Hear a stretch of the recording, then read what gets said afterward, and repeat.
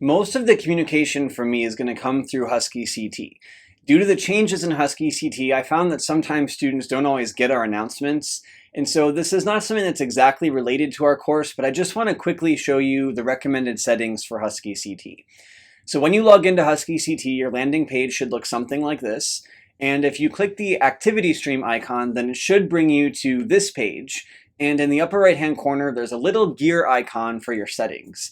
Clicking that will allow you to customize a couple of different things.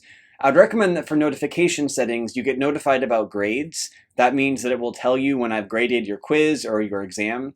Really importantly, you want to make sure that your email notifications are set up to email right away. If you don't do this, then HuskyCT will take all of your notifications for all of your courses and lump them into one email that comes at the end of the day. That's not ideal.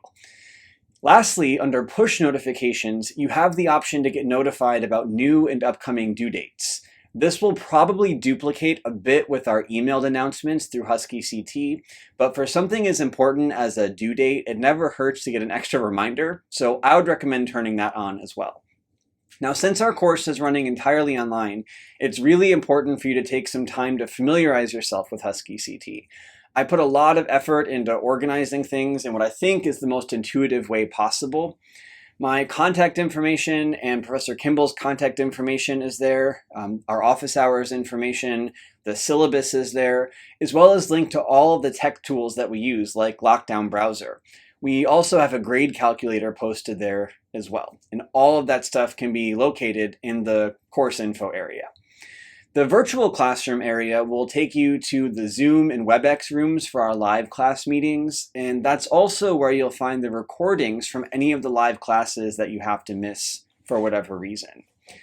In the assignments area, that's where you're going to find your quizzes, which are taken through HuskyCT, and your reading assignments and participation, which are done through Top Hat.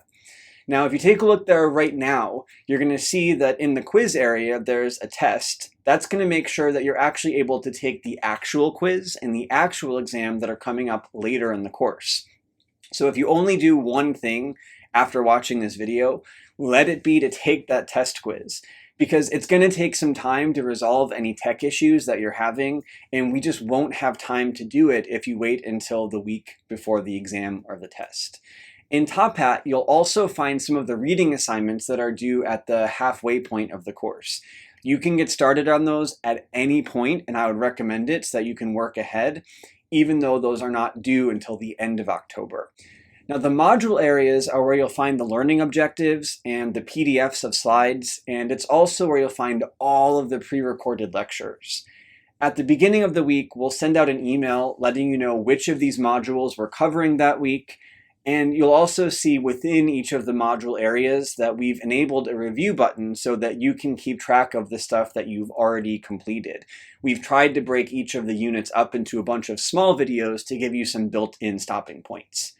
Now, if you have any questions about absolutely anything, then please feel free to bring them to our first class, which is going to be on Wednesday. You can also email me or Professor Kimball. Again, our info is under the Meet Your Instructors tab.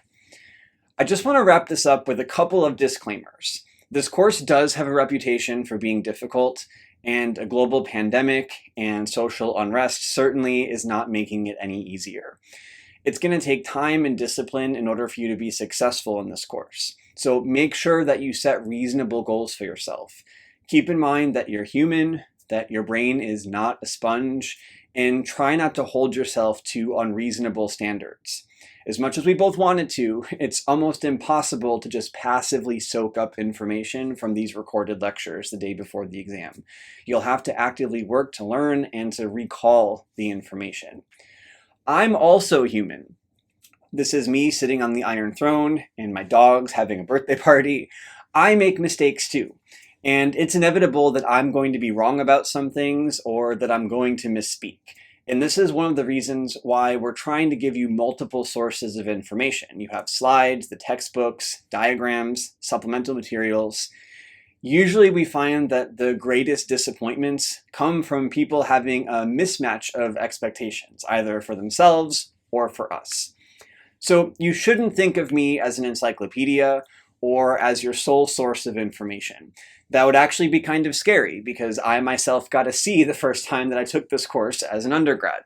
But I retook it and I did better, so I promise that you're in good hands.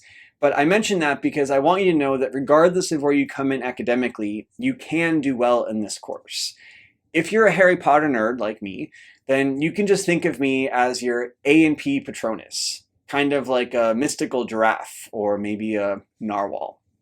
We're here to help. So good luck this semester, and at your convenience, go ahead and get started with our first unit, which is on intro and homeostasis.